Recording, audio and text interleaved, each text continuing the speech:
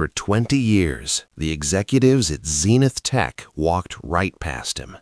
They saw a man who emptied their trash, scrubbed their coffee stains from expensive Italian marble, and disappeared into the service elevator by 5 p.m. They learned not to make eye contact. People in power rarely do with the people who clean up after them. His name badge said Arthur, no last name, just Arthur. The security guards knew him, the night shift receptionist knew him, the vending machine on the 4th floor, the one that always ate your dollar. Arthur knew exactly which corner to tap to make it release your snack. He was, in every sense, part of the building's invisible infrastructure. But one Tuesday morning in March, that infrastructure became the most important thing in the world. Mammoth Capital, one of the most aggressive acquisition firms on the planet, had quietly been purchasing Zenith Tech shares for 18 months. By the time the board noticed, Mammoth already controlled 43% of the company. They needed just 8% more to force a vote and strip the board of its power. The problem, and the opportunity, was a ghost. 15% of Zenith Tech's shares were held by an anonymous trust called Oakhaven Holdings.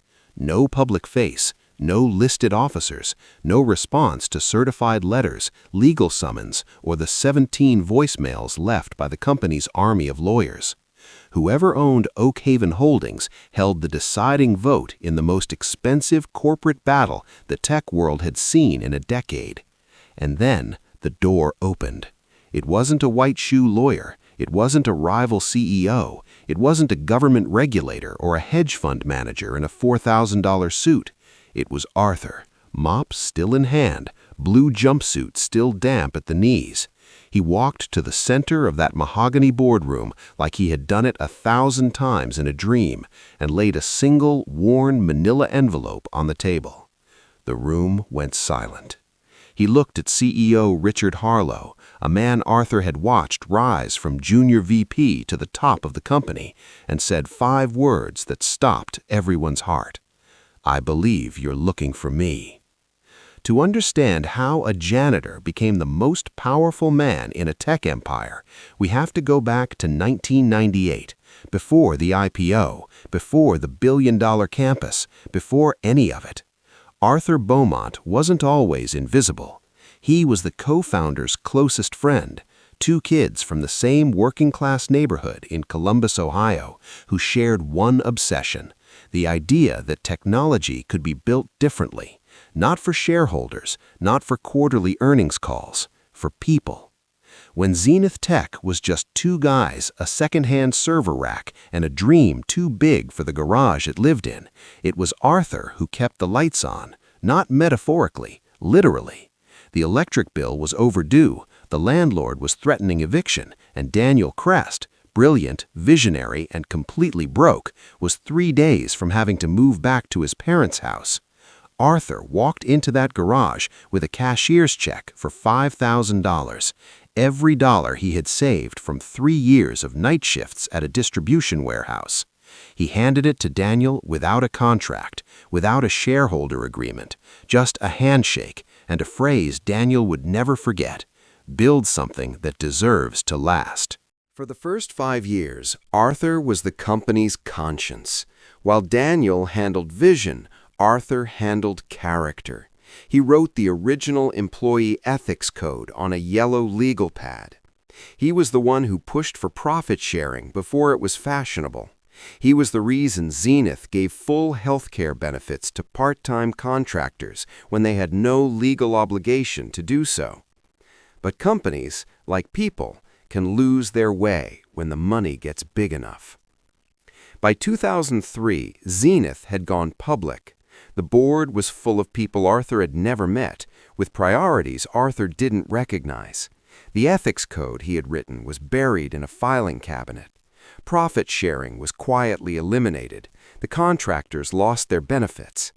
And then came the product decision that broke everything. The details of what Zenith was willing to do and what Arthur refused to be part of are something he has never spoken about publicly. What we know is this. In the fall of 2003, Arthur Beaumont resigned from the company he co-founded. He vanished from the corporate records overnight. His shares, then worth roughly $12 million, were moved into a newly created private trust called Oak Haven Holdings. And Arthur Beaumont, one of the true architects of a tech empire, ceased to exist. But he never left. Arthur knew that disappearing completely would mean the company he built would drift without any anchor and all. So he made a decision that most people would find baffling, and a few people, if they understood it, would call one of the most remarkable acts of long-term commitment in modern business history. He took a job as a janitor, under a different name, at the same company. For 20 years, Arthur cleaned the floors he once walked as a founder. He emptied the trash cans of people making decisions he found morally indefensible. He scrubbed the bathrooms of executives who had never heard his real name. And he watched, he listened, he learned everything. The secrets that live inside a corporation don't live in the boardroom. They live in the moments people think no one is watching.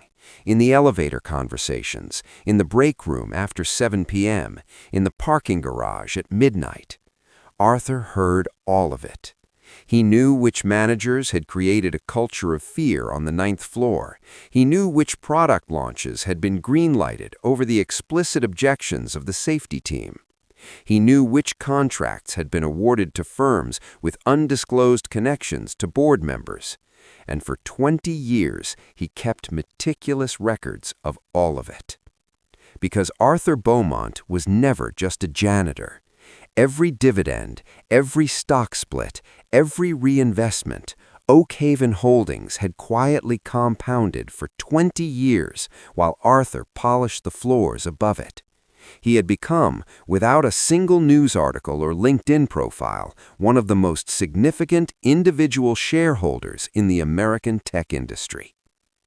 But wealth, to Arthur, was never the point. It was the key he was waiting to use. He just needed the right lock. Richard Harlow's plan to hand Zenith Tech to a vulture capital firm that would gut the workforce, eliminate benefits, and strip the remaining assets before flipping it, that was the right lock. People still ask Arthur why he spent 20 years in the shadows when he had the power to act at any time. His answer is always the same. You learn everything you need to know about a person's character by how they treat someone holding a mop. I just waited until I found enough people worth saving. Arthur Beaumont retired to a small cottage on the coast of Maine. He still wakes up early. He still makes his own coffee.